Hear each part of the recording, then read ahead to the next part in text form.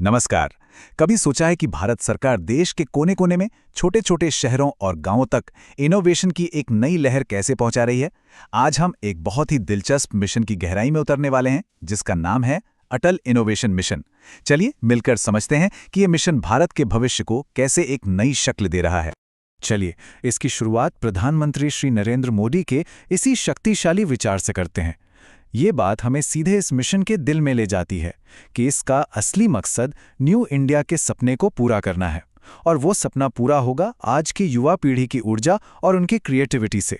तो ये अटल innovation mission, या जिसे हम एम कहते हैं, आखिर है क्या?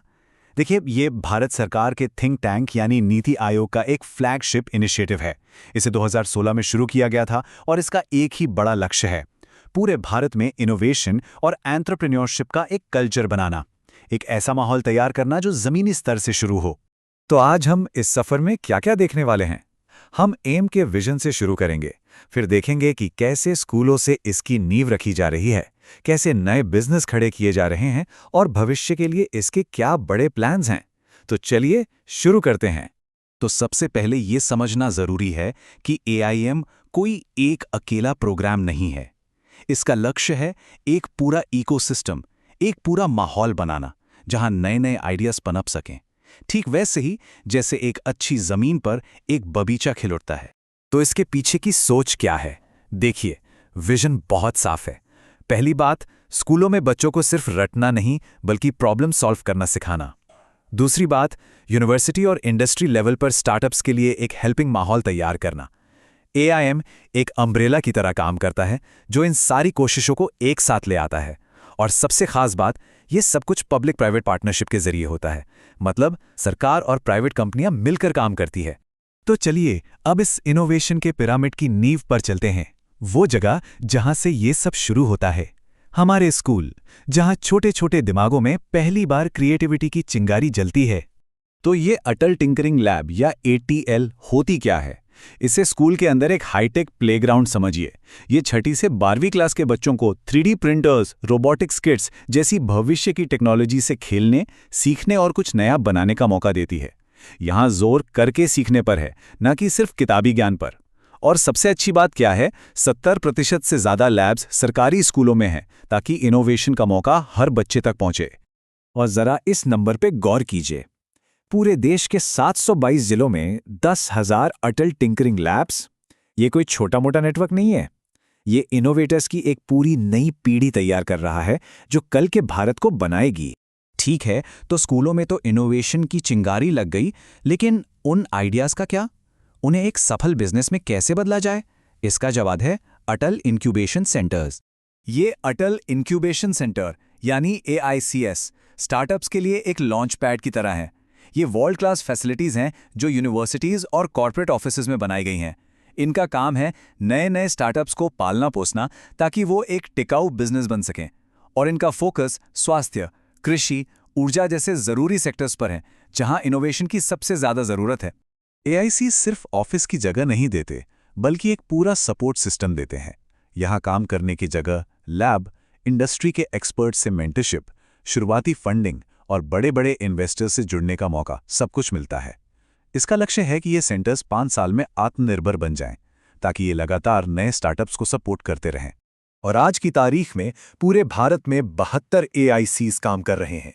ये देश के अलग अलग कोनों में उद्यमियों की एक नई फसल तैयार कर रहे हैं। अब एक बड़ा सवाल ये उठता है कि इनोवेशन सिर्फ बड़े शहरों तक ही सीमित ना रहे। तो एम ये कैसे पक्का करता है कि इसका फायदा देश के हर कोने, हर गांव तक पहुंचे? इसके लिए 3 खास पहले हैं। पहली, अटल कम्युनिटी इनोवेशन सेंटर्स जो छोटे शहरों और आदिवासी इलाकों पर फोकस करते हैं। दूसरी, अटल न्यू इंडिया चैलेंजेस जो देश की बड़ी समस्याओं के लिए टेक्नोलॉजी से समाधान खोजने वालों को इनाम देते हैं। और तीसरी, मेंटोर ऑफ चेंज प्रोग्राम। ये 6,200 से ज़्यादा वॉलंटियर मेंटर्स का एक ज़बरदस्त नेटवर्क है जो इन युवा इनोवेटर्स को गाइड करते हैं। ये हमारी गुरु शिष्य परंपरा का एक मॉडर्न रूप है। अच्छा, इतनी सारी बातें हो गईं, इतने सारे प्रोग्राम्स, पर सवाल यह है कि ज़मीन पर इसका असर क्या हुआ? चलिए अब कहानी को आंकड़ों में देखते हैं। लेकिन आंकड़ों पर जाने से पहले एक बात याद रखना ज़रूरी है। ये सभी प्रोग्राम्स नीति आयोग के फ्लैगशिप प्रोग्राम्स हैं। मतलब इन्हें सरकार का पूरा सपोर्ट मिला हुआ है और यही वजह है कि ये इतने बड़े लेवल पर काम कर पा रहे हैं।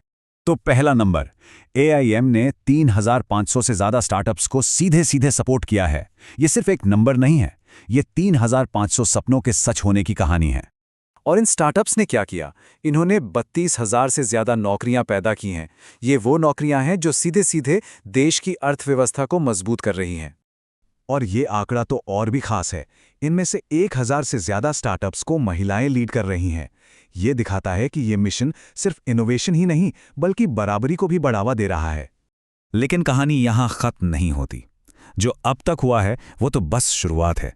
अब नजर डालते हैं भविष्य पर कि आगे क्या होने वाला है। AIM 2.0 का लक्ष्य और भी बड़ा है। अब फोकस है सफल प्रोग्राम्स को और बड़े स्केल पर ले जाना, जैसे लिपि प्रोग्राम, जो 22 भारतीय भाषाओं में इनोवेशन को बढ़ावा देगा ताकि भाषा कोई रुकावट न बने। साथ ही उन इलाकों में जहां अभी सुविधाएं कम हैं, वहां 2,500 नए ATL खोलने की योजना है और एडवांस स्टार्टअप्स को तेजी से आगे बढ़ाने के लिए नए प्रोग्राम्स भी लाए जा रहे हैं।